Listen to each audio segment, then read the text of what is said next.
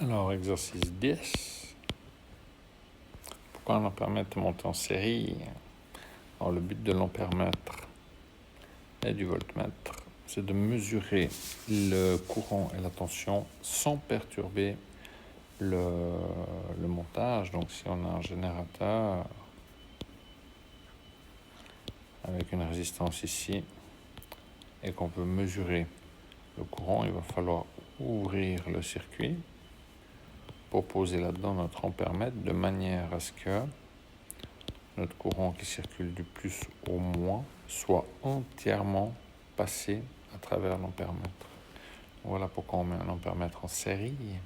Quant au voltmètre, le voltmètre il mesure la tension. La tension, c'est la différence de potentiel entre deux points, par exemple entre ce point P et ce point Q. Donc le voltmètre il va aller mesurer avant et après. Il va mesurer la tension en Q, il va y soustraire la tension en P, et ça va donner la tension entre P et Q. Voilà. Ensuite, concernant les résistances, le but c'est d'avoir une résistance telle que les appareils de mesure, ampèremètre et voltmètre, ne modifient pas le circuit. Donc ça veut dire que ici, à travers la résistance de l'ampèremètre, elle doit être nulle, sinon le courant serait arrêté ou changé, où il y aurait une perte d'énergie. Et puis pour le voltmètre, la résistance du voltmètre, elle doit être infinie, de manière à ce que le courant passe bien de P à Q à travers la résistance et pas ici. On ne veut pas de courant qui passe à travers le voltmètre. Voilà.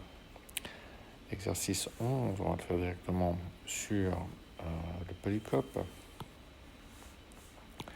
Donc, exercice 11, on cherche à savoir quelles sont les ampoules allumées. Et pour que l'ampoule soit allumée, il faut que le courant passe à travers. Donc, si on part du générateur, on voit que le courant, il peut faire la boucle ici du plus au moins. Donc, cette ampoule A ici est allumée. Il peut malheureusement pas passer ici. Donc là, il y a un stop. Donc, cette ampoule-là n'est pas allumée et celle-ci non plus. Pour le deuxième schéma, même chose. On part du générateur. On peut faire la boucle à travers l'ampoule D.